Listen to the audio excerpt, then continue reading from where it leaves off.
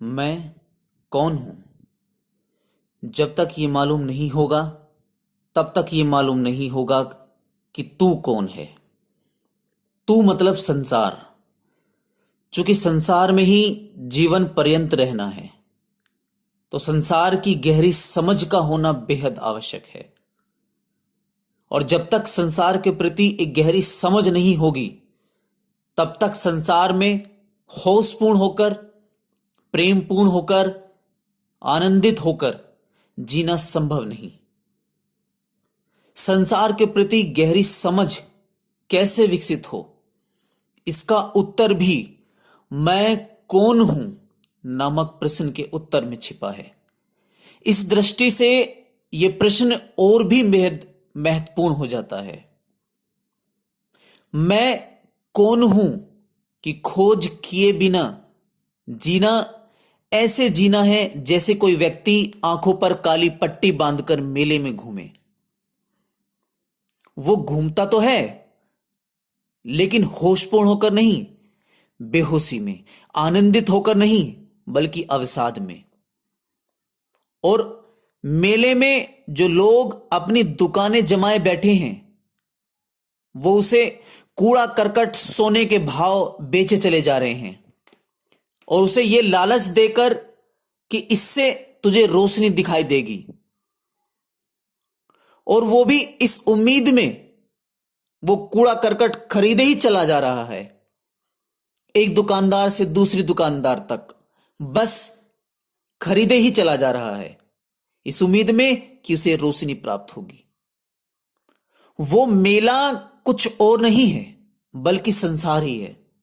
संसार एक मेला है और वो दुकानें कुछ और नहीं, मंदिर हैं, मस्जिद हैं, चर्च हैं, गुरुद्वारे हैं, बौद्ध मठ हैं, जैन तीर्थ हैं, और उनमें बैठे दुकानदार कोई और नहीं है बल्कि पंडित हैं, मौलवी हैं, पादरी हैं, पाठी हैं, बौद्ध भंते हैं, जैन मुनि हैं। और वो आदमी प्रत्येक मनुष्य है और सभी की आंखों पर स्वयं के प्रति, मैं के अज्ञान के प्रति काली पट्टी बंधी है। यह बात बिल्कुल साफ साफ समझ लेने की है कि वे दुकानदार तुम्हारी पट्टियां खोलने वाले नहीं। तुम्हारी आंखों पर पट्टी बंधी है, इसी के वजह से उनकी दुकानें धड़ल्ले से चल रही हैं। इसलिए उनसे यह उम्मीद बिल्कुल मत करना। तुम्हें केवल और केवल तुमको ही तैयार करना होगा, क्योंकि तुम ही और केवल तुम ही यह पट्टी खोल सकते हो।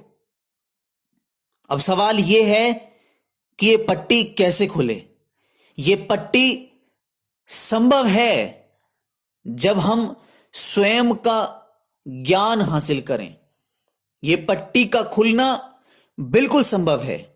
पट्टी का खुलना मैं कौन हूं का ज्ञान होना। इसके लिए कुछ बातें जान लेना बेहद जरूरी है। पहली बात कि यह प्रश्न मैं कौन हूं एक आंतरिक प्रश्न है, एक इंटरनल क्वेश्चन है, बाह्य नहीं, एक्सटर्नल नहीं। इसलिए इसकी खोज बाहर करना मूर्खता है। भीतर की चीज को बाहर खोजना ही मूर्खता है। जो भीतर खोया है वो बाहर मिलेगा कैसे। राबिया एक बहुत पहुंची हुई संत हुई। एक शाम वो बाहर अपनी झोपड़ी के बाहर कुछ ढूंढ रही थी। आते जाते लोगों ने देखा और राबिया से पूछा कि राबिया बाहर क्या खोजती हो। तो राबिया ने कहा कि मेरी सुई गुम हो गई है। लोगों ने देखा कि राबिया एक बूढ़ी महिला है, चलो इनकी मदद कर देते हैं। और वो राबिया के साथ वो बाहर सुई खोजने में लग गए। शाम से रात होने को आई, सूरज लगभग पूरा ढल चुका था, अंधेरा आ चुका था। तो उन लोगों में से किसी ने कहा कि राबिया रात होने को है और तुम्हारी सुई मिलने का नाम नहीं ले रही है। आखिर ये तो बताओ कि ये सुई खुई कहां थी? तो राबिया ने कहा कि सुई तो भीतर खुई थी। लोगों ने कहा, बड़ी मूर्खता की बात, कितना मूर्खतापूर्ण कृत्य कर रही हो। जब सुई भीतर खोई है तो बाहर खोजने का सवाल ही क्या। इसलिए बाहर मत खोजना, बाहर मिलेगा भी कैसे? बाहर मिलना असंभव है। एक बार एक आदमी बोधि धर्मन के पास आया और उनसे कहा कि बोधि धर्म, मुझे यह बताइए कि मैं कौन हूं। जैसे ही उस प्रश्नकर्ता ने यह प्रश्न बोधि धर्म से पूछा, उन्होंने तभी एक दबा कर चांटा उसके गाल पर मारा। वो आदमी आश्चर्य में पड़ गया। बोधि धर्मन ने कहा, अरे तुम कौन हो यह मैं कैसे बता सकता हूं? मैं तो वही बता सकता हूं कि मैं कौन हूं। तुम कौन हो इसकी खोज तो तुम ही कर सकते हो। यह सवाल अंदर का सवाल है, बाहर का सवाल नहीं। बाहर खोजना जैसे अपनी आंखों को खोजना कि कहां है, पूरब में कि पश्चिम में। बाहर मूर्ख खोजते हैं। इसलिए बाहर किसी से भी मत पूछना कि मैं कौन हूं। एक बात। दूसरी बात बेहद गहरी है, होशपूर्ण होकर सुनना। जरा सी चूक हो गई तो भटक जाओगे। दूसरी बात को समझने के लिए एक गहरी समझ चाहिए।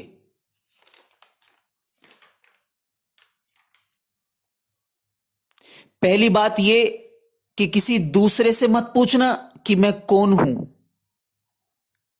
और दूसरी बात यह कि खुद से भी मत पूछना कि मैं कौन हूं। यह बात बेहद आश्चर्यपूर्ण है। तुम्हारी सारी शिक्षा, समझ सब झंझोड़ कर रख देगी यह बात। मेरी नजर में जो बाहर पूछता है वो मूर्ख है, और जो भीतर पूछता है वो महामूर्ख है। भीतर तुम पूछोगे भी तो किससे? उसी से जो बाहर का तुम्हारे भीतर आ बैठा है, मन बनकर, विचार बनकर, प्रश्नकर्ता बनकर, उत्तरदाता बनकर। तुम पूछोगे भी तो किससे? उस समाज से, उस धर्म से, उस शिक्षा से जो कंडीशनिंग के रूप में तुम्हारे भीतर प्रोग्राम की गई है। बात वहीं घूमकर आ जाएगी, जहां से चले थे वहीं घूमकर आ जाओगे। लेकिन इस बार पट्टी और गहरी काली होकर बंध जाएगी। इसलिए न बाहर पूछो न भीतर पूछो, केवल और केवल मौजूद रहो, एक दृष्टा बनकर। देखते जाओ बिना किसी तादात्म्य के, और जब तक उत्तर मिलते जाएं तब तक समझना कि मंजिल से अभी बहुत दूर हो, मंजिल पर अभी नहीं पहुंचे। क्योंकि वो उत्तर के रूप में सामने आने वाली बात नहीं। जिसकी खोज के लिए तुम भीतर गए हो वो उत्तर शब्दों में नहीं आता, वो विचार के रूप में नहीं आएगा।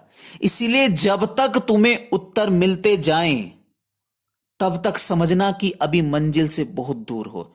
इसलिए किसी भी उत्तर से संतुष्ट मत हो जाना। तुम्हारे सारे उत्तर भ्रम पैदा करेंगे, उनसे बचना। किसी भी उत्तर से संतुष्ट मत होना।